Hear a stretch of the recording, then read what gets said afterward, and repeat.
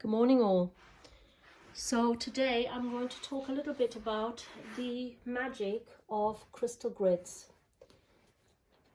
Obviously, as Cerridwen priestesses, the magic of the crystals, the connection that we have with those incredible bounty of the earth is significant, hence we learn about them.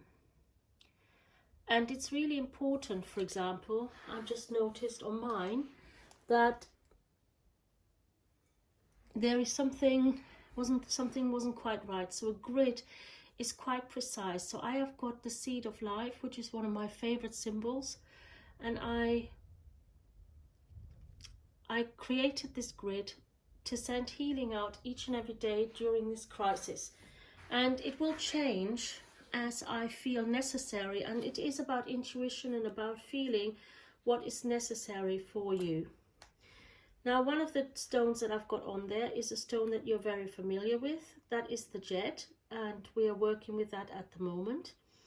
And there are probably hundreds of books about crystals out there, and lots of things out there to do with crystals on the internet. But for me, the essential book that I've always felt drawn to, and all of his books that I work with, is a man called Scott Cunningham. He was American.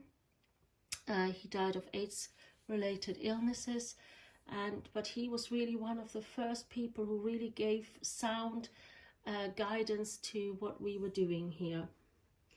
So one of the names of jet is also witch's amber or black amber, and its energy is receptive. So some people might call it feminine energy, but it's receptive. The planet that it's connected with is Saturn, and Saturn is quite an interesting planet in that it has both very strong male energies and quite warrior energies. The element is earth, so for grounding, and the Akasha. And the deity that Scott Cunningham worked with was Kibele, and Kibele is a goddess of Turkey and Iran, but she is from the area that the original, I'd say, proto-druids came from, or so it is said nowadays, and that is where Cerridwen comes from. And I think they're very similar, at least sister goddesses, if not more than that. And the associated herbs are lavender and sage.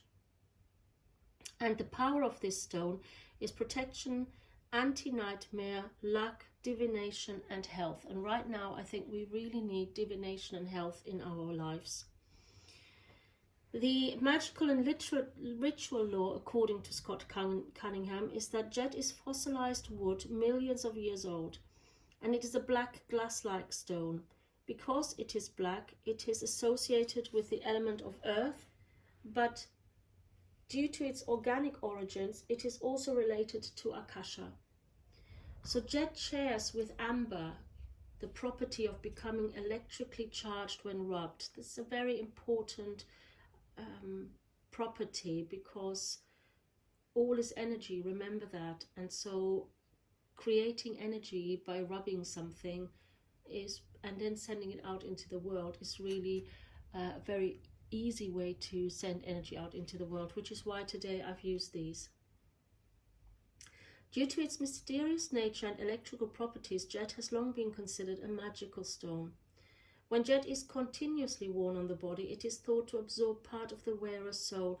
Now, I particularly like that, because I love the fact that we call it soul-to-soul connection. I talk a lot about connecting with the spirit of the crystals so that we can work in unison and unity, in harmony and balance. And you know, in 1987, Scott Cunningham was on the same track as that. While this is true of many stones, jet was presumed to be doubly powerful, and such stones were carefully guarded, for in the wrong hands they could be used to manipulate their original wearer.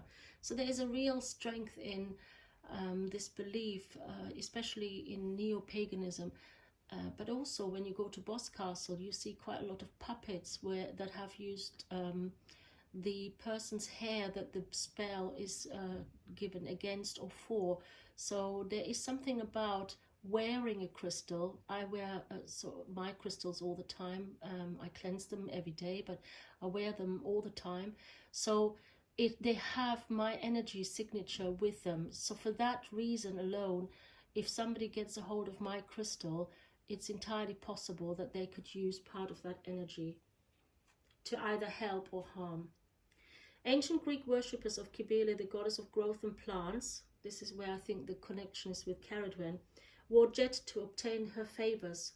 Modern day gardeners also wear jet to make their plants flourish. Along with amber, to which it is magically married, jet was found in prehistoric grave sites. So there's the darkness and the light. It's one of the reasons why I chose the colors black and gold for the Cerridwen course. It probably placed there to bring good fortune to the deceased or to guard the bones. Contemporary Wiccan high priestess says, especially those following the basic ritual patterns popularized by the late Gerald Gardner, often wear necklaces of alternating amber and jet beads. Now, having been a Wiccan high priestess, I have one of those, and it was actually the breaking of that necklace that was telling me that it was time to go and hand over the coven to somebody younger. It was quite a marvelous occasion, and I never ever repaired the necklace. I've still got all the beads, but I never repaired the necklace. Jet is a marvelous stone, but beware, much of what is sold as jet is actually black glass. Purchase it only from a reliable source. Magical uses.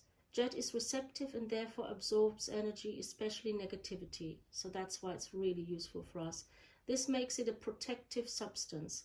It can be worn as beads, carried or placed beside white candles during protective rituals. It is a fine household protectant when placed in the home. So I've got some everywhere, but also, of course, on the grid there. Sea witches and fishermen's wives in old Britain prized jet as a potential magical protectant. They burned it in the household fires as an incense to guard their absent husbands. I don't know if you're familiar with the town of Whitby.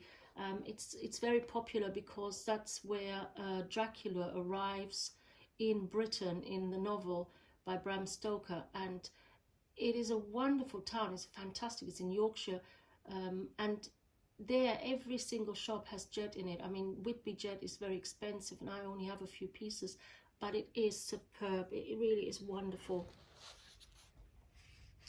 A small piece of jet is sometimes placed momentarily on a newborn baby's stomach to guard it.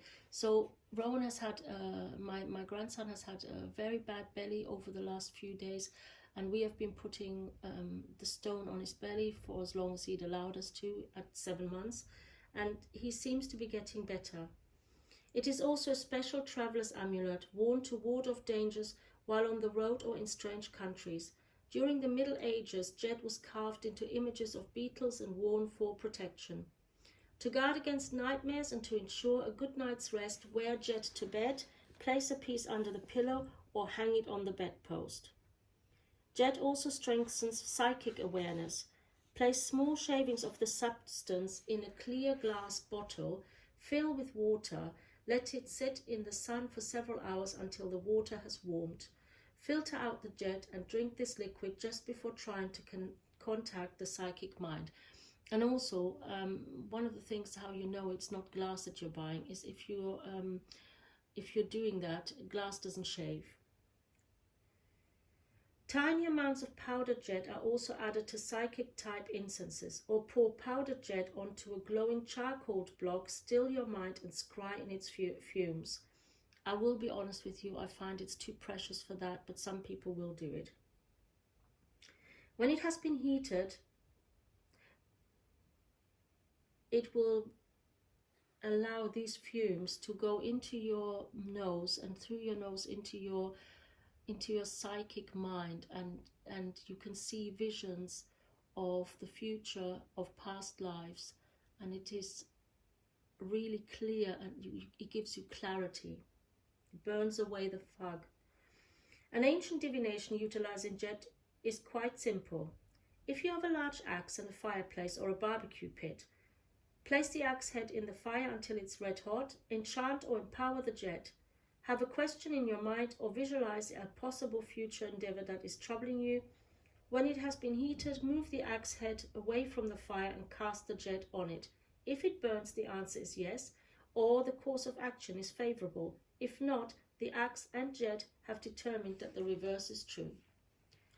Jet also utilized in health and healing spells. It is worn to maintain proper energy flow within the body to avoid illness and ill health. So really right now, having a jet around you, if you have a jet, or just sit with it in your receiving hand. Remember, you're receiving your sending hand. Your receiving hand is the hand that's not dominant. So for me, I'm right-handed, that's my dominant hand. The left hand, the receiving hand. And just visualize yourself well. Visualize yourself fending off this dreadful COVID-19 virus. Allow it not to be in your area, in your sphere. It is worn to maintain proper energy flow. It is combined with blue candles. I've got a black one today. During healing fires, or it is fumed with lavender and sage to promote health. So today I've got a black candle, and that there's a reason for that, because several people that are in my friendship circle have died, not from the COVID virus, but it's almost like some of the souls wish to leave the world as it is now. So the other crystal on there is a garnet, and the energy of the garnet is protective, projective, and it is connected to the planet Mars. So there's two very strong male energies, astrologically speaking. The element is fire, which is what we're in at the moment, and it's healing, protection, and strength. So I thought I'd combine both of them because they have different types of healing, but they both work with healing. And in the 13th century, garnets were worn to repel insects. That's the magical law. Remember, in those days, you suffered quite badly from flea bites, and that's actually what started the plague. The magical uses of garnet, which is a fiery red stone, is worn to enhance bodily strength, endurance, and vigor. And right now, we need all of that. It is worn or used in magic to tap extra energy for ritual purposes. Wear or carry one when exerting yourself, like hiking a mountain, studying until dawn, heavy ritual workings, and so on. Because it is a projective stone, so it's projecting things outwards rather than receiving them, the garnet is worn for protective purposes. So for me, I wanted the jet to receive all the healing that I want to send out. So in a minute, I'm going to energize it, and then we're going to send out the energy via the garnets. 500 years ago, it was thought to drive off demons and night phantoms. Today, the garnet, in common with many other protective stones, is seen to strengthen the aura, which is what we need, and to create a shield of highly charged positive vibration that repel negative energy upon contact, which is why I love it so much. In Austria, in Germany, in all of the Balkan countries, most of the religious symbols, so for example, the cross or the Star of David, they are all gold and then faceted garnets. They're very popular there. Say you're wearing a garnet at night and have visualized it protecting you. A would-be mugger, for example, might suddenly decide to let you pass, spooked by the bad vibes you are releasing. Garnets are particularly prescribed as protection against thieves. In the Middle Ages, the figure of a lion was carved onto a garnet and carried to guard the health, especially while traveling. A healing stone, garnet is used to relieve skin conditions, especially inflammations. So I use it for my arthritis. It also regulates the heart and the blood. In the past, garnets were exchanged between parting friends to symbolize their affection and to magically ensure that they meet again. I think that's a really beautiful gesture to give somebody a garnet. So then we also have the amethyst and the citrine on there and the aventurine. and they are there to show you the three realms of land, sea and sky, in which we work. And in the center is the black jet to create, that is Anu. Around it, so then you have the feather for air, the fire, flame for fire, the hagstone for earth, and the shell for water. So those are the four elements. And then around that, on the outside, if you've ever worked with the tablets of Hermes Trismegistus, you will know that there's a symbol that has four particular signs in the corners of the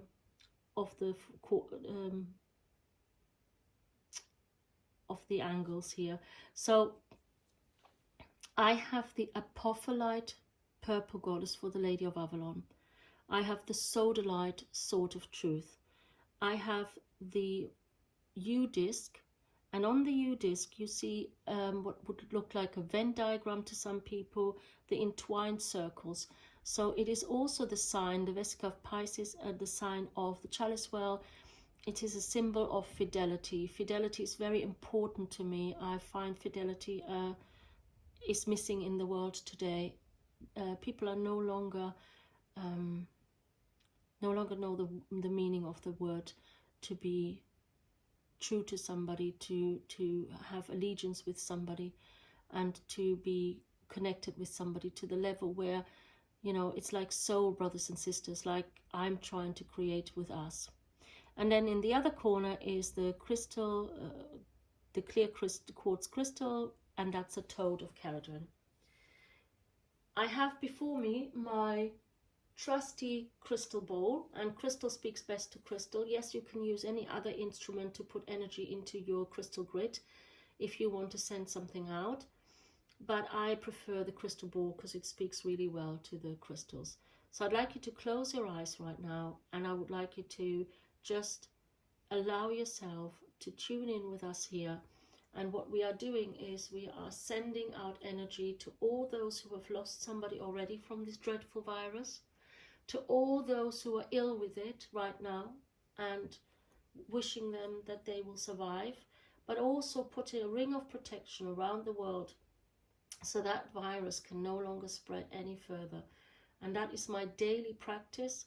And when I'm finished with this for today, I probably will change the grid tomorrow, because I've had this up for about a week now, and it's for me it is important that I change the energy, the vibration, so it doesn't go stale.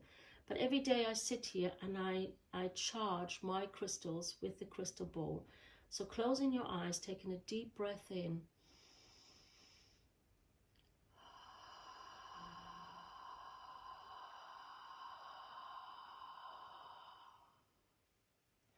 and you know you've taken a deep breath in when your in breath is a lot shorter than your out breath.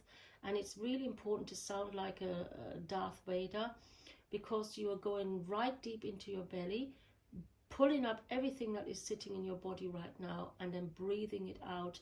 And it will be mitigated by the energies of positivity and love that are in this room already. So you're not actually breathing it into the grid, you're just breathing it out. So breathing in again.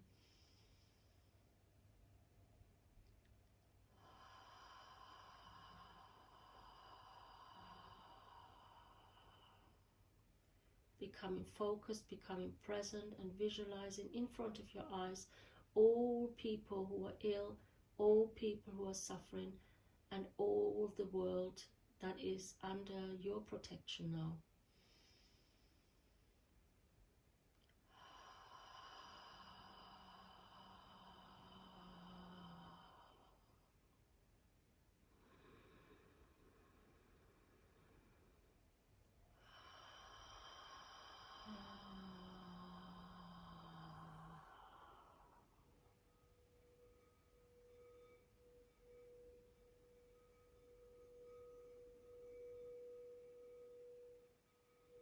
Sending your intention into the crystal grid.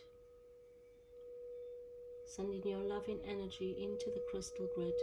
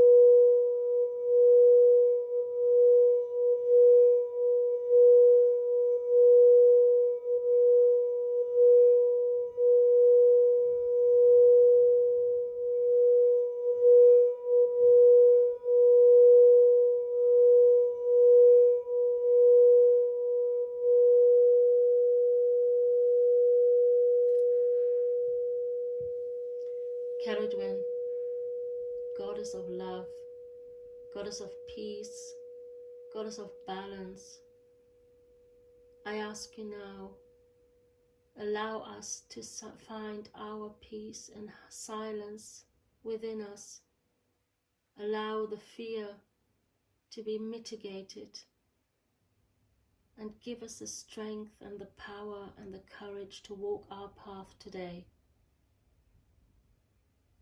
Protect all those that have heard this sound, and from them protect all those that they are connected with, and so on and so forth, until the whole world is covered and connected by the sound of sacred crystal bowls and by the energy of our crystals. Sending the energy into the earth and into the world now. So mote it be. Blessed be.